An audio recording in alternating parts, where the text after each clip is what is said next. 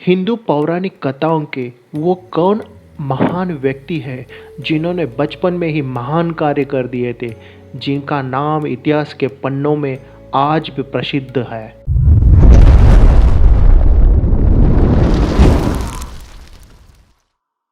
स्वागत करते हैं दोस्तों आपका द एशियंट वर्ल्ड में। आज के वीडियो में हम लोग उस महान व्यक्तियों के बारे में जानेंगे जिन्होंने अपने बचपन में ही महान कार्य कर दिखाए थे। तो चलिए वीडियो को स्टार्ट करते हैं। उसके पहले आप वीडियो को लाइक करना मत भूलिएगा, और अगर आप चैनल पर नए हो तो प्लीज़ सब्सक्राइब द चैनल। नीचे दी गई बेल आइकॉन को भी प्रेस कीजिएगा ताकि हमारी नई नई वीडियो को नोटिफिकेशन आपके पास सबके पहले पहुंच सके। हमारे धार्मिक ग्रंथों में ऐसे बहुत बच्चों का वर्णन किया है जिन्होंने अपनी बहुत ही कम उम्र में ऐसे काम किए जिन्हें करना किसी के बस में नहीं था, लेकिन अपनी ईमानदारी, निष्ठा एवं समर्पण के बल पर उन्होंने बहुत मुश्किल काम कर दिखाए थे। ऐसे ही 8 बच्चों के बारे में हम लोग जानेंगे। नंबर 1, बालक ध्रुव।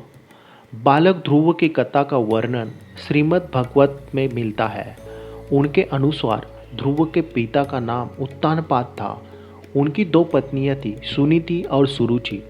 ध्रुव सुनीति का पुत्र था। एक बार सुरुचि ने बालक ध्रुव को एक कहकर राजा के गोद से उतार दिया कि मेरे गर्भ से पैदा होने वाला ही गोद और सिंहासन का अधिकारी है।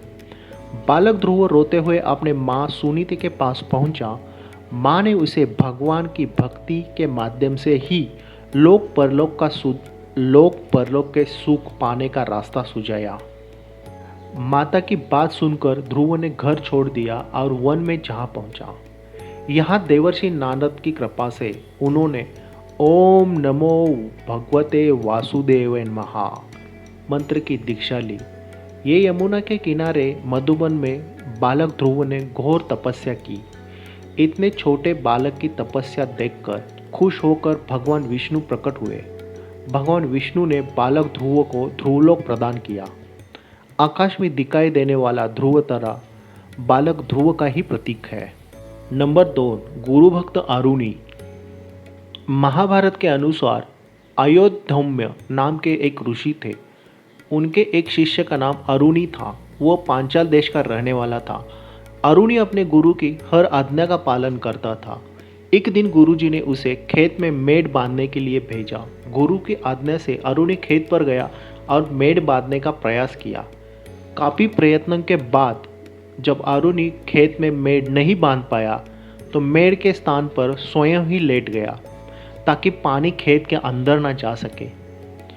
जब बहुत देर तक अरुणी आश्रम नहीं लौटा तो उसके गुरु अपने अन्य शिष्यों के साथ अरुणी को ढूंढने खेत तक आ पहुंचे। यहाँ आकर उन्होंने अरुणी को आवाज़ लगाई। गुरु की आवाज़ सुनकर अरुणी उठकर खड़ा हो गया। जब उसने पूरी बात गुरुजी को बताई तो अरुणी की गुरु भक्ति देखकर गुरु बहुत प्रसन्न हुए और उसे सारे वेदों और धर्मशास्त्रों का ज्ञानी होने का आशीर्वाद दिया। नंबर 3, परम ज्ञानी अष्टावक्र। प्राचीन काल में कहोड़ नामक एक ब्राह्मण थे। उनकी पत्नी का नाम था सुजाता। समय आने पर सुजाता गर्भवती हो गई। एक दिन जब कहोड़ वेद पाठ कर रहे थे तभी सुजाता के गर्भ में स्थित शिशु बोला, पिताजी आप रात भर वेद पाठ करते हैं किंतु वो ठीक से नहीं होता। गर्भस्थ शिशु के इस प्रकार कहने पर कहोड़ क्रोधित होकर बोले, तू पेट में ही ऐसी टेढ़ी मेढ़ी बातें करता है, इसलिए तू 8 स्थानों से टेढ़ा उत्पन्न होगा। इस घटना के कुछ दिन बाद कहोड़ राजा जनक के पास धन की इच्छा से गए। वहाँ बंदी नामक विद्वान से वे शास्त्रास्त्र में हार गए। नियमानुसार उन्हें जल में डुबा दिया गया। कुछ दिनों के बाद अष्टावक्र का जन्म हुआ किंतु उसकी माता ने उसे कुछ नहीं बताया। जब अष्टावक्र 12 साल का हुआ तब एक दिन उसने अपनी माता से पिता के बारे में पूछा। तब माता ने उसे पूरी बात सच बता दी। अष्टावक्र भी राजा जनक के दरबार में शस्त्रास्त्र करने गया। यहाँ अष्टावक्र और बंदी का सामना हुआ जिसमें अष्टावक्र ने बंदी को पराजित किया। अष्टावक्र ने राजा से कहा कि बंदी को नियमानुसार जल में डुबा देना चाहिए। तब बंदी ने बताया कि वो जल के स्वामी वरुण देव का पुत्र है। उसने जितने भी विद्वानों को शस्त्रास्त्र में हराकर जल में डुबाया है, वे सभी लोग वरुण लोक में है। उसी समय जल में डूबे हुए सभी ब्राह्मण पुनः बाहर आए। अष्टावक्र के पिता कहोड़ भी जल से बाहर निकले। अष्टावक्र के विषय में जानकर वे बहुत प्रसन्न हुए और उसे आशीर्वाद दिया और अष्टावक्र का शरीर भी सीधा हो गया। नंबर 4, आस्तिक। महाभारत के अनुसार आस्तिक ने ही राजा जन्मेजय का सर्प यज्ञ रुकवाया था। आस्तिक के पिता जोरत्कार ऋषि थे और उनकी माता का नाम भी जोरत्कार था। आस्तिक की माता नागराज वासुकी की बहन थी। जब राजा जन्मेजय को पता चला कि उसके पिता की मृत्यु तक्षक नाग द्वारा काटने से हुई थी, उन्होंने सर्प यज्ञ करने का निर्णय लिया। उस यज्ञ में दूर दूर से भयानक सांप आकर गिरने लगे। जब ये बात नागराज वासुकी को पता चली तो उन्होंने आस्तिक से इस यज्ञ को रोकने का निवेदन किया। आस्तिक यज्ञ स्थल पर जाकर ज्ञान की बातें करने लगे, जिसे सुनकर राजा जन्मेजय बहुत प्रसन्न हुए। जन्मेजय ने आस्तिक को वरदान मांगने के लिए कहा, तब उसने ये यज्ञ रोकने के लिए निवेदन किया। राजा जन्मेजय ने पहले तो ऐसा करने से इनकार किया, लेकिन बाद में वहाँ उपस्थित ब्राह्मणों के कहने पर उन्होंने सर्प यज्ञ रोक दिया और आस्तिक की प्रशंसा की। नंबर 5, भक्त प्रहलाद। बालक प्रहलाद की कथा का वर्णन श्रीमद् भगवत में मिलता है। प्रहलाद के पिता का नाम हिरण्यकशिपु था। वो दैत्यों के राजा थे। वह भगवान विष्णु को अपना शत्रु मानता था, परंतु प्रहलाद भगवान विष्णु का परम भक्त था। जब यह बात हिरण्यकशिपु को पता चली तो उसने प्रहलाद पर अनेक अत्याचार किए, लेकिन फिर भी प्रहलाद ईश्वर की भक्ति करता रहा। अंत में भगवान विष्णु प्रहलाद की रक्षा करने के लिए नरसिंह अवतार लेकर प्रकट हुए। नरसिंह भगवान ने हिरण्यकशिपु का वध किया और प्रहलाद को अपनी गोद में बिठाकर प्रेम किया।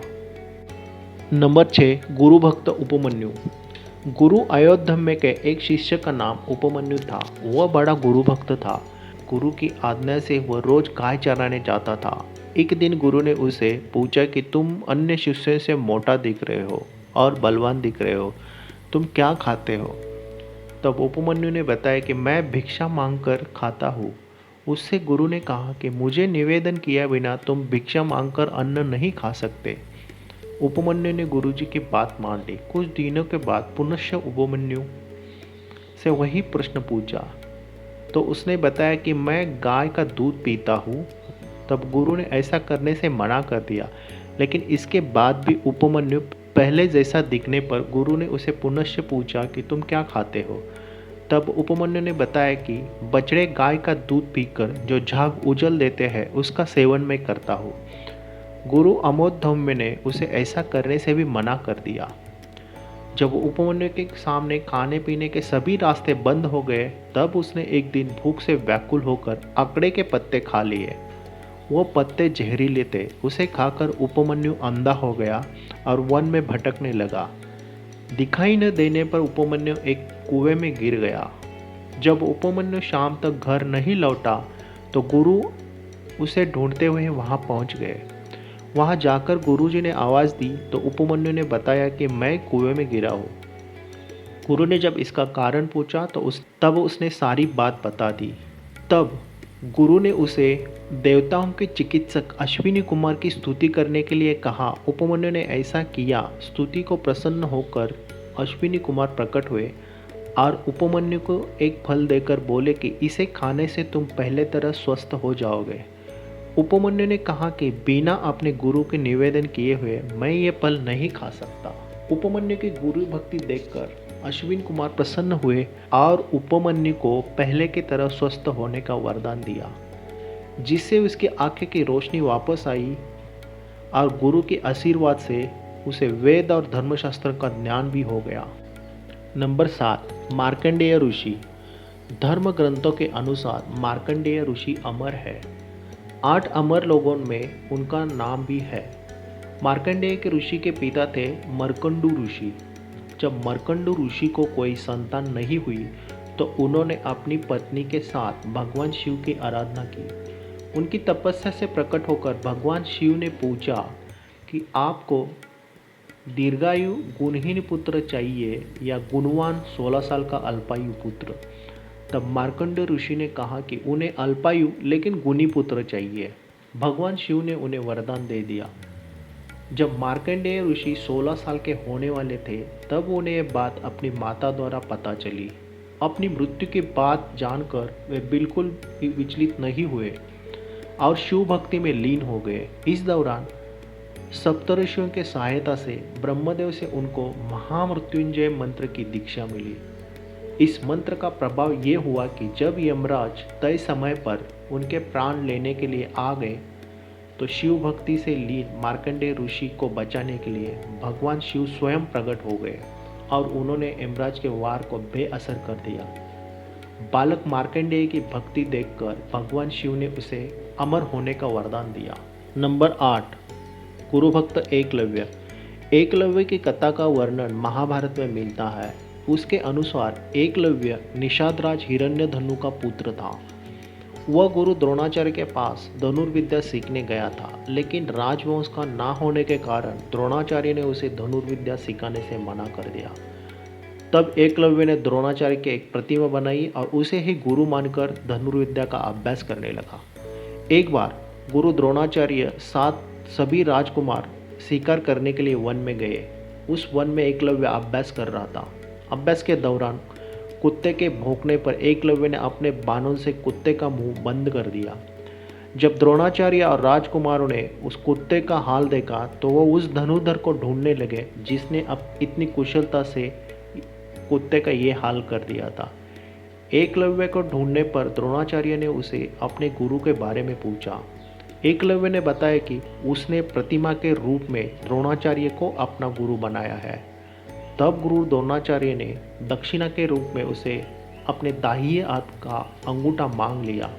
एकलव्य ने बिना कुछ सोचे अपना अंगूठा द्रोणाचार्य को दे दिया। दोस्तों, आज के वीडियो में बस इतना ही, और फिर हाजिर होंगे एक नई कहानी के साथ। अगर आपको ये वीडियो अच्छी लगी हो तो लाइक ज़रूर कर देना, और आप चैनल पे नए हो तो चैनल को प्लीज़ सब्सक्राइब कर देना। Thank you very much.